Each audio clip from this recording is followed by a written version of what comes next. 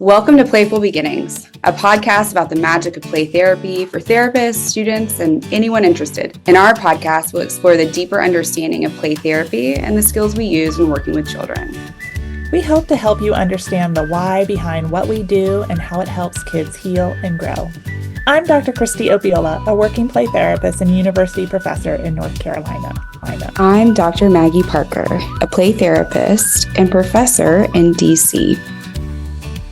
Kristie, last week, in our last episode, we talked a lot about how to explain CCPT and responding to parents and kind of the struggles with that. But I wondered if you had the idea of maybe going a little deeper into what the parent might be experiencing. Yeah, I think it's important for us to reflect and think about the parents coming in and the risks that they kind of take in opening up and kind of maybe some of their internal feelings. I think that would really help us be able to maybe better connect with parents and respond to maybe what the underlying need that parents have when they're seeking therapy with their kids too, and how we can support them better in the process. Yeah. And disclaimer, I will talk a lot about my own experience, I think, as a parent too. Well, and I think as we've shared on this podcast, right, we consult with each other regularly. And so there's things you've shared with me and that I think could be really helpful to our listeners. So I thought maybe we could bring some of that stuff in to kind of talk about. Yeah. And maybe a little bit about how, not only as your friend, right, and as your colleague, but also as a play therapist, how that has enlightened me in helping parents in the process. And how we use our own experiences to kind of help us connect and make sense of and align. Well, I mean, if we look at child-centered, right, it's a way of being. It's not something I do. Yeah. So it's naturally going to come out in all ways we interact together. And I think that can be really helpful for us as we are working with others. Yeah. That, utilizing these moments helps build my empathy and builds my responsiveness for parents. For sure. Yeah. So let's dig into it. Yeah. Can I ask you a personal question, Maggie? Sure. Yeah. And you can decline if you don't want to talk about it. Okay. You are a parent. You have two amazing children, right? And I sometimes feel like when parents are coming and meeting with me in parent consultation, their biggest fear is that I'm going to tell them that they're a bad parent or they're the cause of why their child is where they're at. Yes. And I think if we can go in with that level of empathy for parents, that this is a really hard thing, that they're coming and trusting us with their kids. And they may not be feeling competent as a parent, or they're the root cause, right? Because I think society projects that a lot. We go back to Freud, where everything was your mom's fault. Your mom's fault. Yeah, right. And so I also think if we could have that mindset when we work with parents, that they're also scared. Yeah. That we are going to confirm maybe their worst fear or nightmare. Yeah.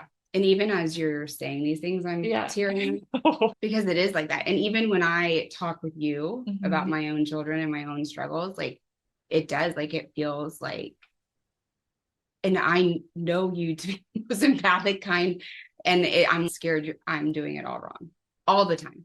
Yeah. It's a big responsibility to raise kids. It is. And not to get into gender and all of these things, but it does feel like your kids are a reflection of you. And so if there's something that happens, it feels really like I've failed. I don't know if Lee feels like he's failed. It'd be so fun to ask him. I know. We should call him. We should call him on the phone. He would be so mad. Lee, do you feel like you're failing as a parent? You know what? No, don't do it. Don't do it. I don't feel like we could just. He does listen to the podcast. Oh, does he? Okay, Lee, let us know. Do you feel like you're failing as a parent? Do you feel like your kids are a reflection of you? We're really curious. Yeah, he might be our most devoted listener. He listens every week, the day it comes out, and he tells me, I really like this part, or it was really, So I don't know, if it's definitely interesting, and it's hard. And so I think that piece has helped me soften, because I think a lot of times with parents, I felt adversarial. And the reality is that they're doing the best that they can. Yes. And I also have to remember the skills and the perspectives I give parents to bring to myself. So, like, speaking of parents that really wanted skills, I had a client and the parents were lovely and wonderful. And they were really struggling because it was the younger child. It was all about not being fair. That's not fair. This isn't fair. Even if they had spent the whole day with friends and then they come home, but the older sibling had a friend over at that time and they didn't, it wasn't fair. And I remember distinctly talking to them about, I wonder what this person is feeling in that moment. That yes, in the past is Molly's favorite phrase, 20 minutes before they may have been with a friend, but right now they're not. And so even though it's not quote unquote the reality of the situation, their reality is that it doesn't feel fair. And how can you reflect on that? And that's something that I remind myself a lot, because the younger sibling often is bringing out that this isn't fair. This isn't fair. Yeah. And I have to remind myself that it does feel like you're the second feels like the other. Different standards, right? The older one gets stuff first, but they're also at developmental milestones. And I think sometimes kids don't see that, but right. Parents have to also remember that, because yes. You can't be so fair that, right. Your 3-year-old gets to watch the same TV shows as your right. 10-year-old, even right. though they're in very different developmental stages. And that's such a simplistic view. Yeah. But I think often as things get tougher, the terrain gets tougher in navigating these things, right? Sometimes bringing it back to simplicity. Like, when they were 3, would you let them watch this movie, this PG-13 movie? No. Okay. Well, let's bring that into current day. You have a 13-year-old and you have an 8-year-old, right? There's 5 years difference. And the 8-year-old loves their older sibling and wants to be just like them. So they're going to want to do that. And you may know better than that may not be in their best interest. Maybe they scare easily, right? Or they struggle with nightmares or night terrors, and you're not going to add something to help them. They don't see that in the minute. They just see, I want this. Right. And so being able to respond to parents, right? Helping them kind of critically think through it. Okay, now let's talk and let's role play. Let's practice what this looks like. Yeah. How would you respond to that? How do you think they might respond back to that, right? Are you prepared for that so that you can be consistent and predictable for your kiddos, so they know you're looking out for their best interests? Yeah. And one of the things that this is kind of gone away from the question, I know, but I find it that helpful. Happens a lot for us. If you haven't noticed this. But one of the things that you've shared recently with me that I've really taken to heart and remembered is, what are you thinking on this day? Well, I'll say it and then you. I'll is it our text message for Molly? Yeah. Yeah. Okay. Go ahead. You shared it's okay for them to not want to do things and that they are capable of handling that disappointment. And this has come up then with my older child, who wanted to be on this travel baseball. Baseball is a big deal where we are, and my life is revolving around baseball. And the idea, he really wanted to do this one thing, and he was really upset about it. But it would mean that another child was kicked off the team if he made it. And I'm not comfortable with that. I don't think that sounds good. And I think that you're non-competitive spirit. But also a really competitive child. I have a very competitive child. And I think we have to. And also, there were no spaces on this team. Yeah. And so that was the gist of it. There are no spaces on this team. So you can try out, but that means that you're going to join a team at places that are 45 minutes away from me. And your dad and I don't have the capacity to drive you those places. I'm making the executive decision because we had let him try and make these decisions. And I was like, no, you've made a team. The team is in Vienna. It is a good team. You know the coach. We hadn't made the commitment yet. Okay. We had just tried out and made the team. And I was like, we are not trying out for this other team because you won't be able to make that commitment. And he was so upset and so angry, and he was really frustrated about it. And I'm like, that's okay. Can I share a little personal story? Yes. So I was a swimmer, and swimming in this area is very competitive, but often happens first thing in the morning. Practices are at 4:30 in the morning. And my parents were like, heck no, we aren't willing to commit to that level. Right. And so for a while I swam in the afternoons, maybe 2 or 3 days a week. in middle school, but I really wanted to get more to the competitive level. I figured out how to find someone to drive me to practice in the morning because I knew my parents, not that they didn't want me to do it, they just couldn't commit to that. There's 3 of us at the time. They both had jobs. Yeah. And my dad traveled a lot, which meant it was going to follow my mom. And that just wasn't going to work for her. So I just share that with you. Yeah. Right. They can as a way that maybe that disappointment spurs in him. If this is really important to me, I'm going to figure out how to do it. Yeah. And my parents helped. They helped by paying the person gas money to take me to swim practice. Right. But I figured out how I could make this work so that I could swim more full time, which is really what this area, if you're going to be competitive, you needed to, practice 5 or 6 days a week. And I think that's something that is available when he's in middle school. Yeah. Like you're now, no, I know, but it's one of those gets more competitive and as those stakes get higher, if it's really important to him, he's going to help you guys figure out how he can be a part of those things. So that's why that is where I was sharing it from, that maybe this is the motivation for that responsibility. As he gets older, that he will grow in responsibility. And I think sometimes we don't trust that kids can figure that out, or we have to make their life as easy as possible to make them successful. And I don't think that's true. And I think that's, and I'm not saying to make your kids miserable and it's hard, but there's times that you can say no. There are times that you can say no and that they can handle that. And, and I think I'm pretty transparent with the kids. I'm like, listen, like you're in 4th grade. He's in 3rd grade right now. He's going into 4th, which is when I said they were allowed to even look at travel. And are you rethinking that? I'm like, no, I mean, like, it's such a great situation because his coach from last year just created a travel team of Vienna and McLean kids. And so it's all the kids from his old team and like some of the kids from his new team. So it's great and it's lovely and it's wonderful. It's gonna be great. But I was like, what I don't want to happen, you're looking at this like you won't be able to go play college ball which we also have to talk about, right? If you don't do this right now and you don't do the quote unquote best team, which is only considered best because it has good marketing, there's no whatever. And I was like, the hardest thing is going to be making the high school team. And if you are working so hard that you're burnt out and your arm is hurt because you've been pitching too much because you're playing on 2 different baseball teams, you're not going to be able to play in high school. So I'm limiting the access that you have, and it feels really icky right now. And if this is something that you love, I'm not going to burn you out on it now. You're not missing out. You're not going to ruin your chances of making the high school team by not joining this one team. And I spoke with other experts, because baseball's important. I've got a neighbor who's a coach. His coaches owns another thing, so I'm talking to everybody and they're like, don't do it. He's going to burn out. Well, I think there's been a switch in our society. I mean, when you were young, did you only do one thing or did you do something different each season? Well, I was different. I did only one thing. You were a gymnast. I was a gymnast. Okay. So I played every sport under the sun. And I think and I've read some stuff from like the sporting world and how we have so many young players having to have these like surgeries so early in their careers because they aren't developing all their muscle groups. They're like hyper fixating on one sport. And I think there is something about kids being well-rounded. I also think there's something about kids being overcommitted.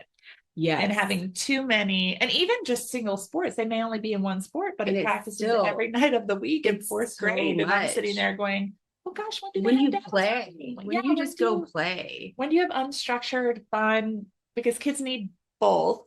And I do talk to parents about that a lot, is that they need both a structured activity so that they can function well in groups and unstructured time where they can kind of figure out what they like, don't like, what it feels like to be bored. Boredom creates creativity, those things. So we need both sides of it. And unstructured time allows them to process. Structured time often doesn't give them time to process. And so they need both. And it really shouldn't be until middle school that they have multiple commitments. It is what some of the literature shows. And we should not have them hyper fixating too early on something. Well, and this is what happens too, is like when it's that season, this is the only sport they ever want to play, right? Also, you really like soccer. You really like soccer. Like, and he hasn't won. different muscle groups. So different. Yeah. And it's so funny because he's so competitive. This has turned into like my parenting session. We can cut all of this out, but he's so competitive. So he went from flag football where they didn't win a game to soccer, then basketball, then indoor soccer, where they were undefeated across all 3 seasons. Wow. And then baseball, where he lost the first 7 games. And we're like, you need this. This is important. You don't always win. And he's so upset. And it's like, okay, so what are you going to do? Are you going to let this ruin it for you? Or are you going to work harder?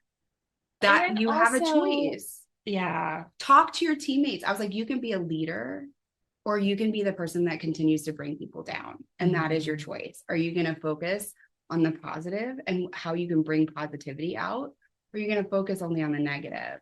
Yeah. Well, and I think sometimes for kids who have a really strong competitive drive, they can really struggle on team sports because they can alienate their teammates because that drive to win is so strong. And I think sometimes for kids who are very successful in whatever they do, if that's sports, if that's art, if that is academics,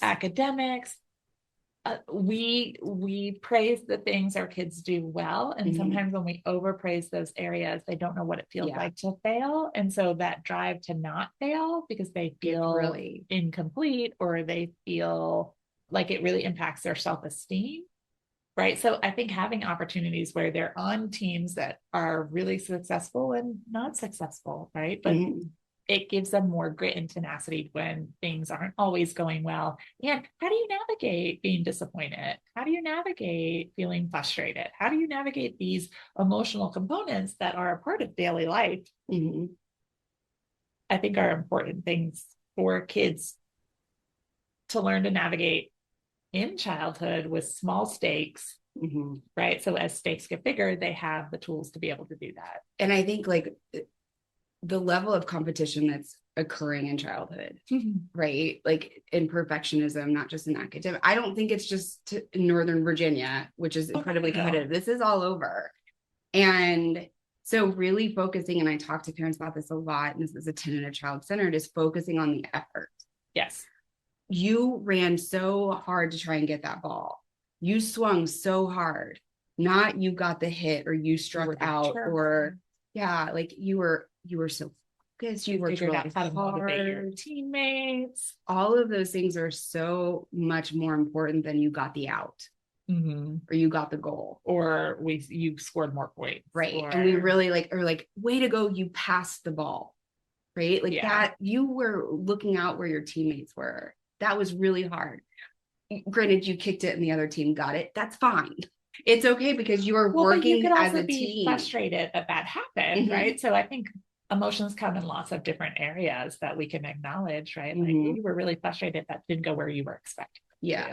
That's more about the effort than the final product of the other team scored a goal. Right. It's what was this process like for you? And I think working with parents, because sometimes, I mean, even in the moment, even talking to you, I'm like, well, I don't know. Right. And so having conversations with parents about this, because a lot of times you inadvertently put pressure when you don't know that you're putting pressure and it comes out of the blue and you're like, wait, oh my God, my Rhodes is like, I missed 2 points on my test. I'm so stupid. I was like, you missed 2 points? Like, 98?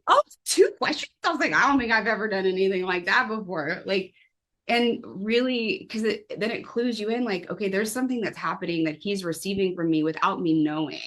And so how can we focus on but if he has a strong perfectionism drive, right? Which might be part of that motivation competitively and other stuff, then the only thing that looks good is 100%. Right. Where that plays out is, when new things come up and it doesn't come as easy or it's slightly hard for them, or they don't have the same level of success that they have where they're naturally gifted in academics, athletics, art, right? We want our kids to be able to manage all of those situations and have enough to keep trying to overcome, to see those components of themselves. I think it's also important that kids know both their strengths and weaknesses, and they aren't afraid of the weaknesses. I'm a terrible artist. I am. I'm colorblind. I didn't know that. Yeah. So art is not easy for me because so much is based in hues and color. And right. So early on, I just thought it was such a fault of mine that then when I get into art classes, I have so much more self-doubt or things like that. And I love to be creative. Yeah. And so it is a do you know what I mean? There's polarities, there's juxtapositions here that I have had to figure out how to work through. And who cares if my trees are green or brown? Right? Yeah. I mean, society cares, but really in the process of just being creative, maybe I make them purple. There's famous people like Tom Parr who makes things none of the colors they're supposed to be and are really famous, but I was so restricted and I felt so restricted because it's an area that I have no confidence in when I'm like color matching and stuff. But I think that speaks to a lot of play therapists' fears about working with parents. Yeah. Because when you work with a child and they tell you you suck, I mean, that stinks and it's hard and you hear it, but then you also know also like kids are honest. And that's truthful. I do stink in that area. Right. But then when you're talking with an adult, it feels scarier because, it's just a piece that can be reflected back from someone who's the same age or older or, so I think that it's that fear sometimes of engaging and as you're talking about creativity, I'm thinking about, these are areas that I'm not good, right? I'm not good at creating syllabi without mistakes. It's not going to happen. Oh, I love when my students tell me I make mistakes and I think I'm going to start giving them candy bars. Like I have a report, like find all my faults. I give them extra points, but that took a long time. And that meant they read it. I know, God bless.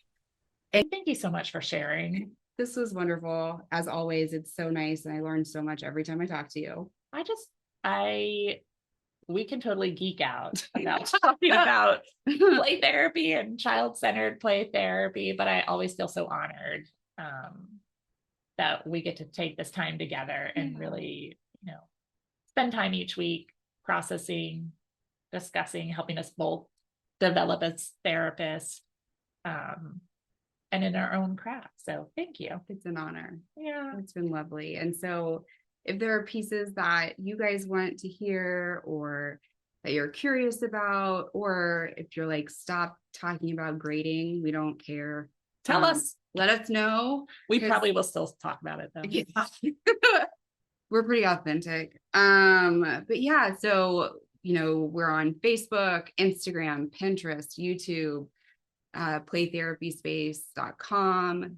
And don't forget to like and subscribe to this podcast. It helps us know what topics you guys are interested in. So if we need to develop things more, and please leave comments. Share with your friends, your colleagues, if you think this would be helpful for them. It's, I think one of the things that I like about this is we're not necessarily answering questions or telling you what to do or exploring them as to kind of where we come from.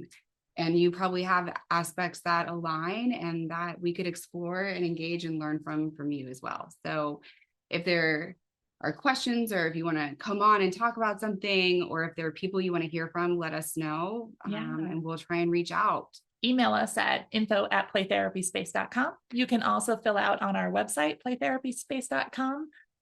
You can leave information there as well. And if there are things that you'd like us to do, pamphlets, trainings, how do you set up a playroom? Any of those things, let us know and we'll work to make those happen. Yeah, those are all on our kind of development plan for the year. So the more info we have from you, the higher it gets on the priority list. So let us know what you want.